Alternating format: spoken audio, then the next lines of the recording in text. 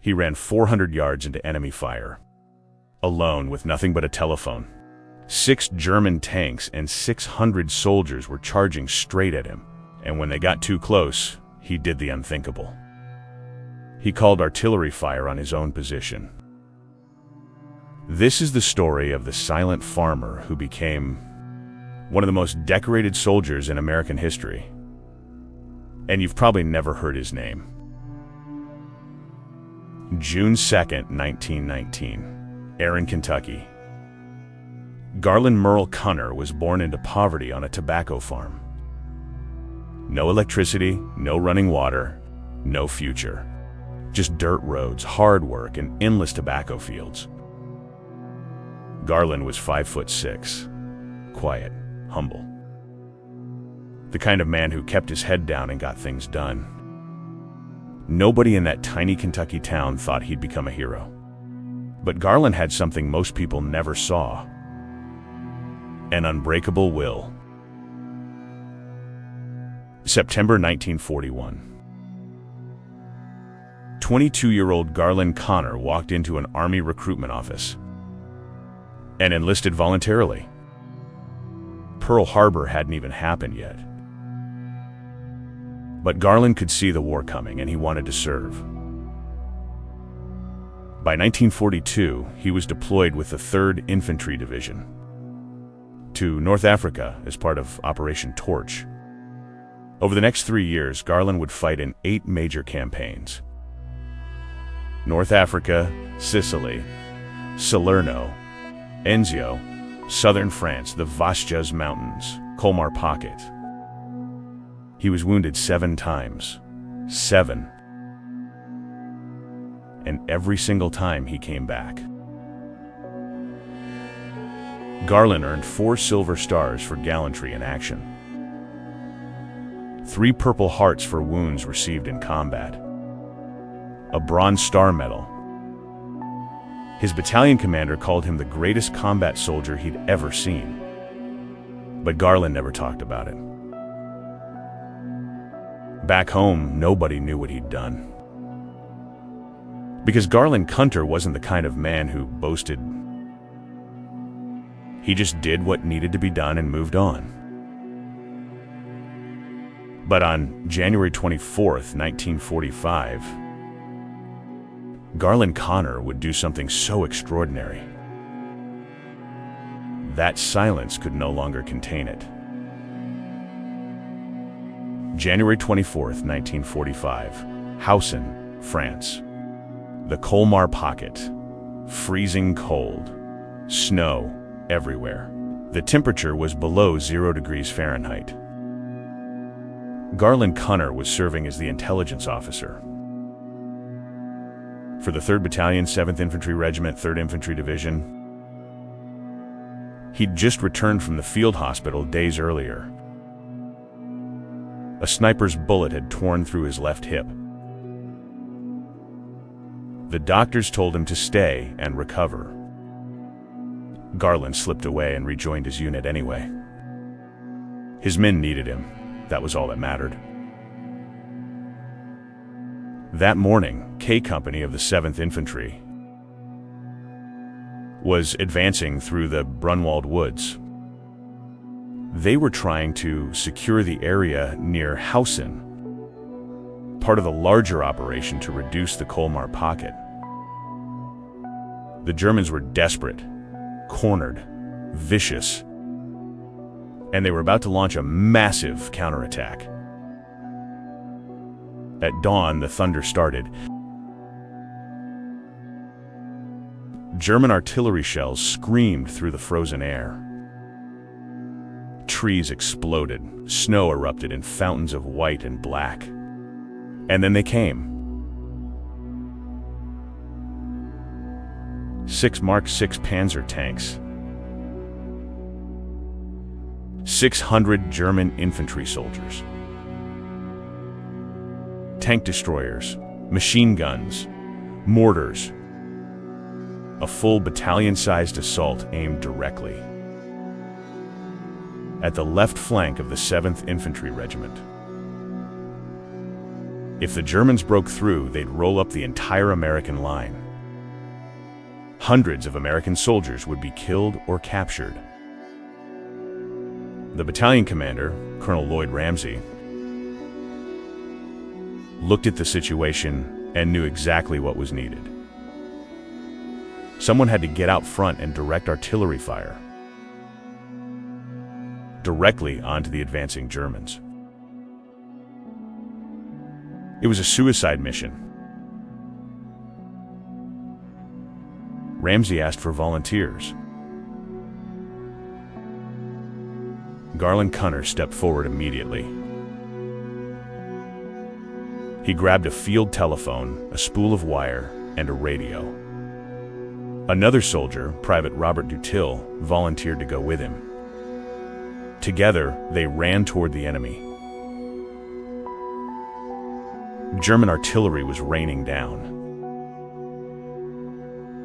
Shells exploded all around them, tearing trees apart,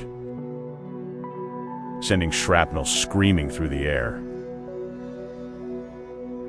Garlin ran through it all, unspooling telephone wire behind him, so he could stay in contact with the battalion command post. 300 yards, 400 yards. They kept running until they reached the American front line. But Garlin didn't stop there.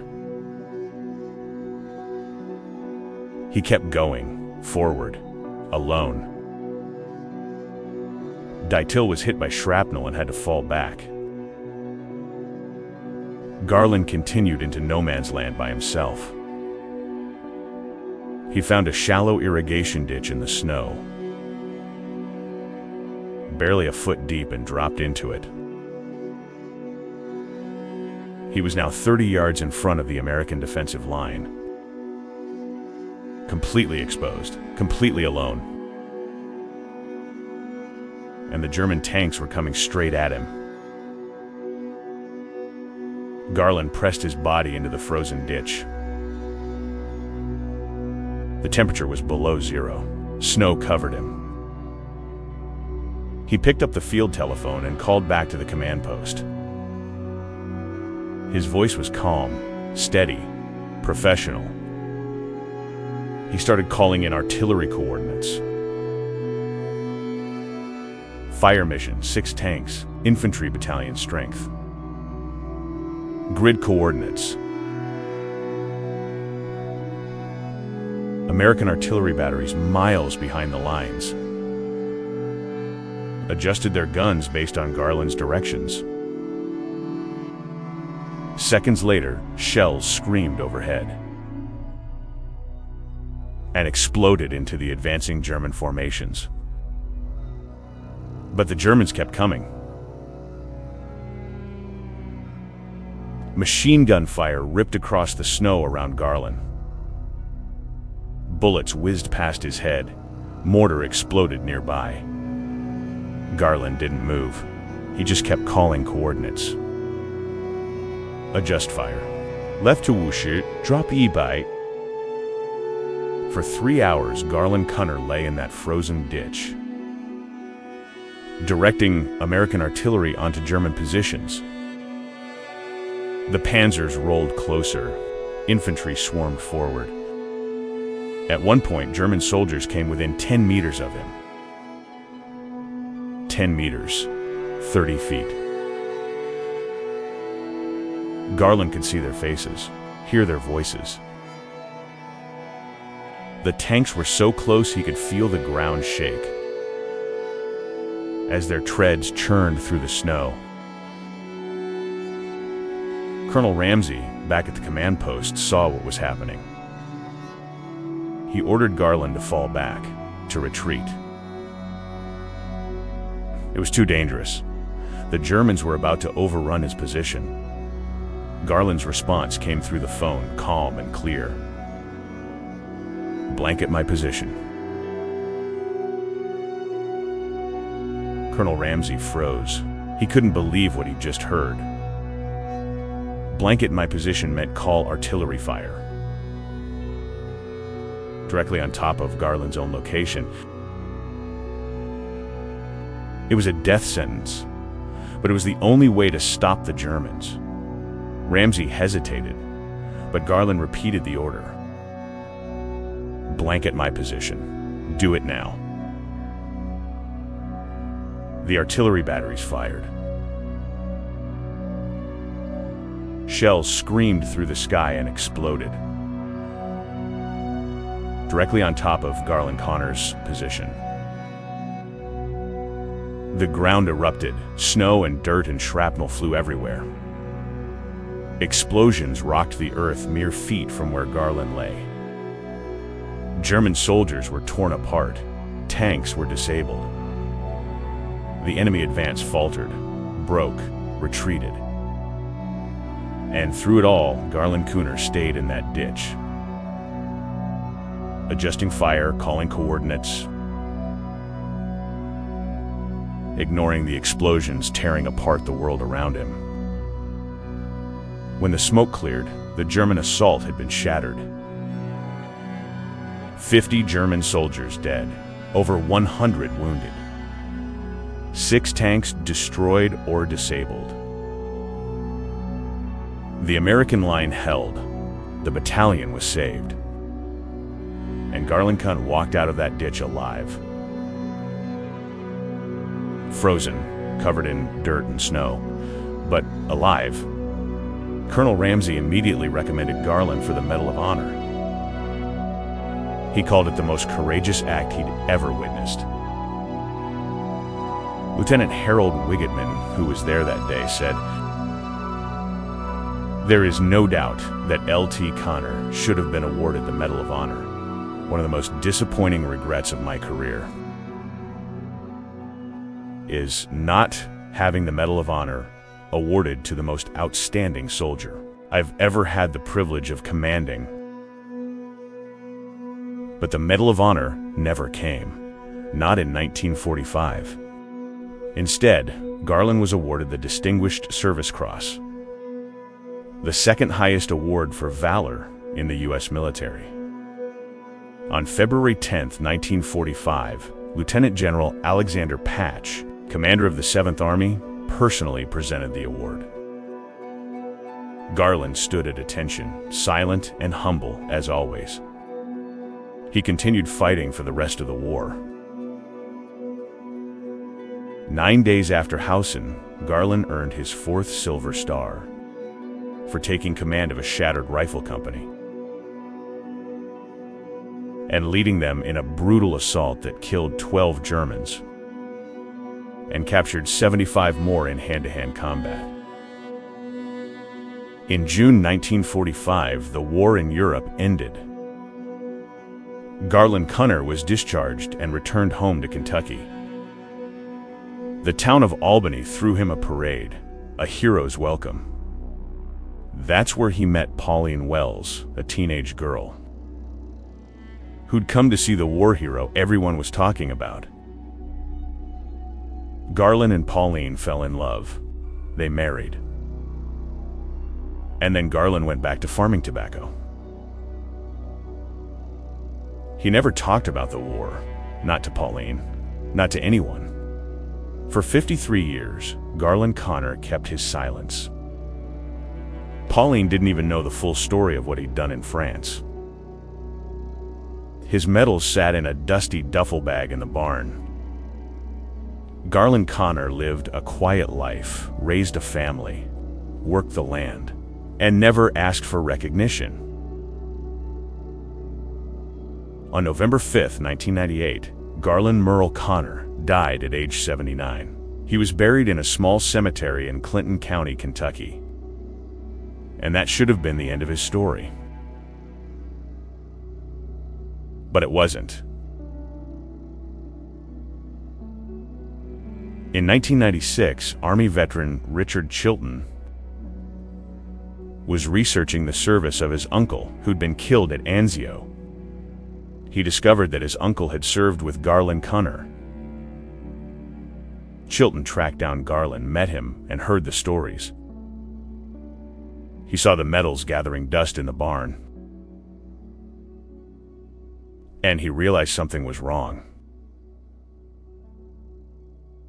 This man should have received the Medal of Honor in 1945. Chilton began a campaign to get Garlin's Distinguished Service Cross upgraded to the Medal of Honor. After Garlin died in 1998, Pauline took up the fight. For 20 years, she petitioned the Army. She gathered testimony from the officers who'd served with Garlin. She found photographs, documents, evidence. The Army kept saying no. It was too late. The records were incomplete. Pauline sued the Army in federal court. The case went to the 6th Circuit Court of Appeals. Finally, in 2018, the Army's Board for Correction of Military Records recommended Garlin Conner for the Medal of Honor. On June 26, 2018, 73 years after the act of valor at House in France, 20 years after Garlin's death, President Donald Trump presented the Medal of Honor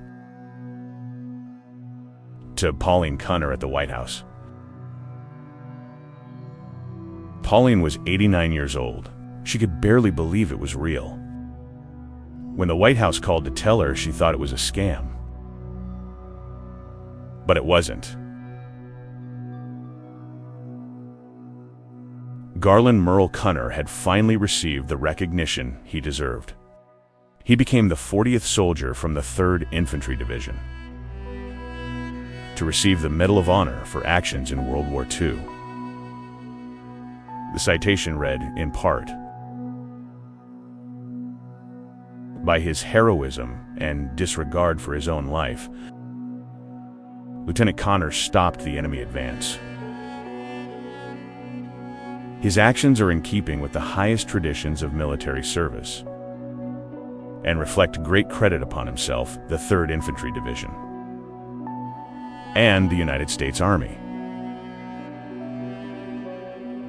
This is what heroism looks like. Not the loud kind, not the kind that demands attention, but the quiet kind, the kind that does what needs to be done and never asks for anything in return." Garlin Conner ran into enemy fire when everyone else was running away. He called artillery on his own position to save his brothers in arms. He survived impossible odds and came home to plant tobacco, like nothing had ever happened. He was wounded 7 times and kept going back. He earned 4 Silver Stars, 3 Purple Hearts, a Bronze Star, a Distinguished Service Cross, and eventually the Medal of Honor. And he never talked about it. Because Garlin Conner didn't fight for glory. He fought because his brothers needed him. That's the definition of a hero. If you want to hear more stories of forgotten American heroes, hit subscribe. These men deserve to be remembered.